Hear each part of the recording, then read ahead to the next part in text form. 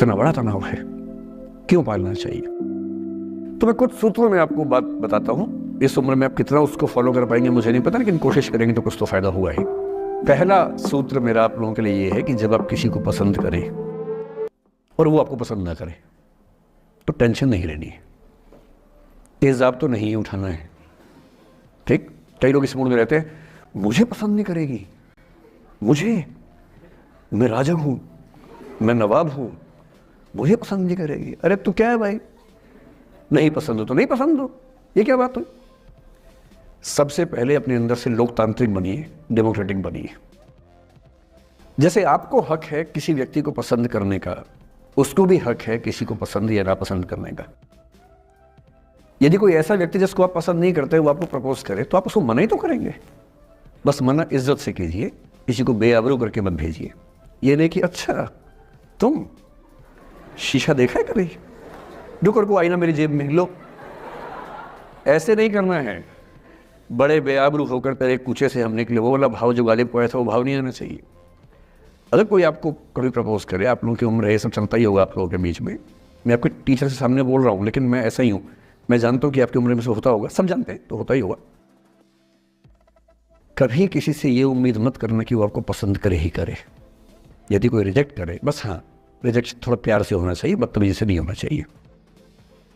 उसके अधिकारों का उतना ही सम्मान कर रहे हैं जितना आप अपने अधिकार का सम्मान करते हैं कि ठीक है भाई आपको मैं पसंद नहीं, कोई बात नहीं, तू नहीं कोई और सही, कोई और नहीं कोई और सही, बहुत लंबी है जमी मिलेंगे लाख हंसी, इस जमाने में सनम तू अकेली तो नहीं। कितने लोग हैं दुनिया में, ऐसा क्या है?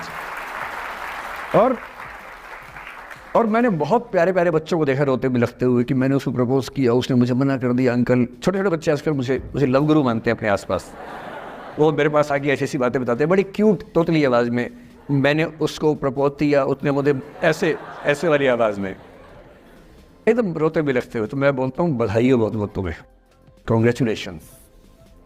मैंने अपनी ज़िंदगी में ऐसे 50 मामले देखे और 50 में से कम 49 मामले में जब कहीं दिल नहीं लगा, बाद में उससे बेहतर ही व्यक्ति मिला।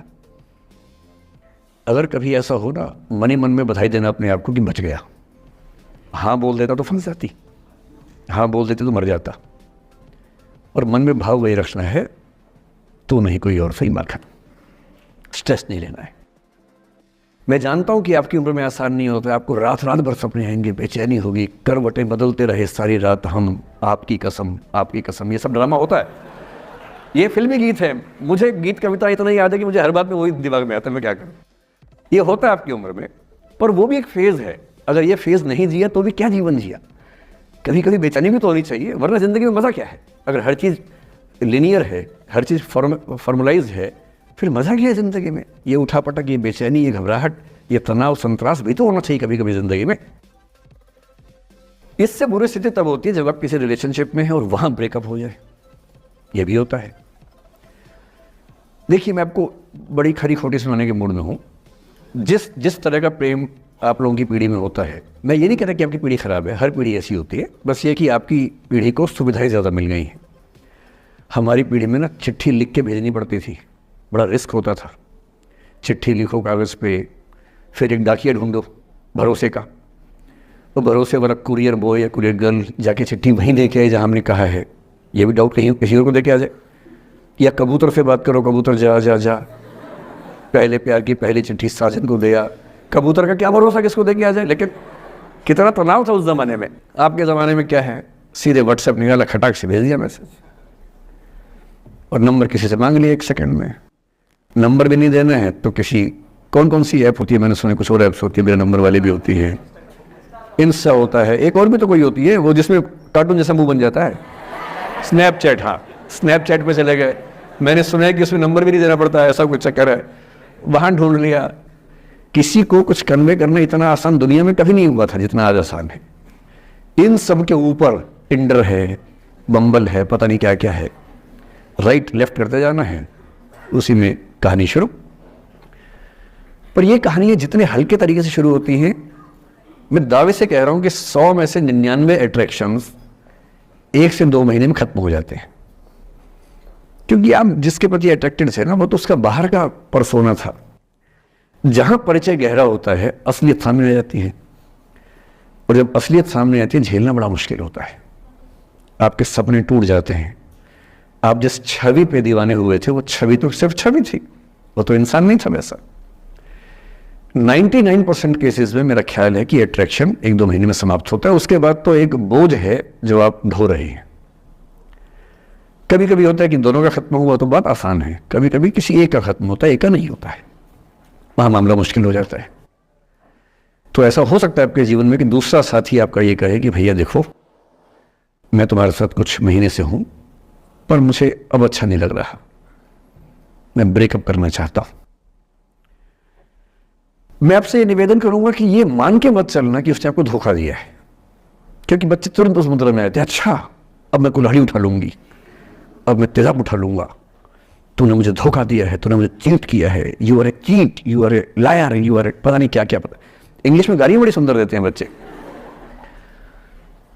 मैं ये कहना चाह रहा हूं कि इस बात की संभावना मान के चलिए कि हो सकता है कि आपके साथ 2 महीने रहने के बाद सच में उसको ये लग जाए कि आपके साथ ट्यूनिंग ठीक नहीं है, या आपको लग जाए कि आपकी ट्यूनिंग उस व्यक्ति के साथ ठीक नहीं है। और किसी मुर्दा को अपने पास पकड़ के रखना उसका मजा नहीं है। आप किसी को बांध तो लेंगे पर जब उसका दिल आपके पास है ही नहीं, दिल विहीन लाश अपने पास टिका के रखना, एक मुर्दे को बांध के रखना, इससे बेहतर है जाने दो। बांधना नहीं, बांधते वो हैं जिनमें असुरक्षा बहुत ज्यादा होती है। उस असुरक्षा से बचने का उपाय खुद को बेहतर बनाना है। आप इतने बेहतर हो कि आपको चाहने के लिए हजारों लोग हो। क्यों आप इतना डिपेंडेंट होते हैं कि इस एक व्यक्ति के अलावा मेरा कोई है ही नहीं दुनिया में, ऐसा क्यों सोचना है? और ऐसे ही मामले में ये करना है वो अफसाना जिसे अंजाम तक लाना ना हो मुमकिन, उसे एक खूबसूरत मोड़ देकर छोड़ना अच्छा। और खूबसूरत मोड़ कैसे होगा? अगर कोई जाना चाह रहा है तो आपके पास 3 ऑप्शंस हैं। एक, ना उसको अच्छे से बात करे ना खराब से बात करे, न्यूट्रल होके जाने दे। एक, उसको धमकी दे, बर्बाद कर दूंगा, छोड़ूंगा नहीं, तो निकल के देख घर से, तेरे एड्रेस पता करवा लूंगा, मेरे साथ 50 दोस्त हैं, मेरे सारे आवारा हैं, सारे बेरोजगार हैं, सारे कुंठित लोग हैं, सारे गुंडे मवाली हैं, उनका धंधा यही है, तेरे पीछे छोड़ दूंगा सबको। एक ही तरीका है। और तीसरा ये कि ठीक है यार, ऑल द बेस्ट, जा सिमरन जा, जी ले अपनी जिंदगी। अरे ठीक है, हो सकता है मैं तुझे ठीक नहीं लगा, कोई बात नहीं, लेकिन किसी से मिलो तो बढ़िया से मिलना, तेरी जिंदगी अच्छी हो। मैं भी ढूंढ ही लूंगा किसी न किसी को, थोड़ी हेल्प कर दी हो, कहीं इंट्रो करवा दी हो मेरी भी, लेकिन ठीक है तू भी जा। ये होता है खूबसूरत मोड़ देकर छोड़ना अच्छा। चिपकू नहीं बनना है किसी के पीछे, ना बोरा जाना है कि तुम जाओ, मैं तो दीवाना, स्थायी दीवाना हूं तुम्हारा। कोई जब तुम्हारा हृदय तोड़ दे, तड़पता हुआ जब तुम्हें छोड़ दे, तब तुम मेरे पास आना प्रिय, मेरा दर खुला है, खुला ही रहेगा तुम्हारे लिए। वाह। पहले के जमाने में बेरोजगारी का ये लक्षण था। हम जब छोटे थे ये गाने सुनते थे, हम ये सुन के बड़े हुए कि ऐसे ही करना पड़ता है शायद प्रेम में। तो हमारे स्कूल में लोगों ने इसका पैरोडी बनाई, जब कोई तुम्हारा सर फोड़ दे, तड़पता हुआ जब तुम्हें छोड़ दे, तब तुम मेरे पास आना प्रिय, ये क्लिनिक खुला है, खुला ही रहेगा तुम्हारे लिए, तो बस आ जाना है। जब कोई तुमको सड़क पे छोड़ दे, गाड़ी अपनी वहां से मोड़ ले, तब तुम मेरे पास आना प्रिय, ये ठेला खड़ा है, खड़ा ही रहेगा तुम्हारे लिए। क्यों भाई, क्यों खड़े रहोगे? बेरोजगार हो क्या? अरे ठीक, जा सिमरन जा, जी ले, और मैं भी जा रहा हूं जीने के लिए। ये दीवाना नहीं बनना है कि तुम मतलब मुझे ना चाहो तो कोई बात नहीं, किसी और को चाहोगी तो मुश्किल होगी। अजीब हाल है यार, तुम ठेकेदार हो, ये तेरा ठेका मेरे पास है, नहीं तो किसी के पास नहीं है।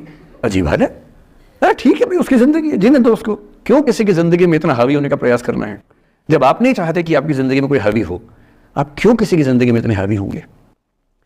और जब बहुत दर्द हो ना, हमेशा दूसरे के पर्सपेक्टिव से भी सोच के देखिए कि उसको ऐसा क्यों करना पड़ा, क्या पता कोई मजबूरी हो, कभी कभी होती है।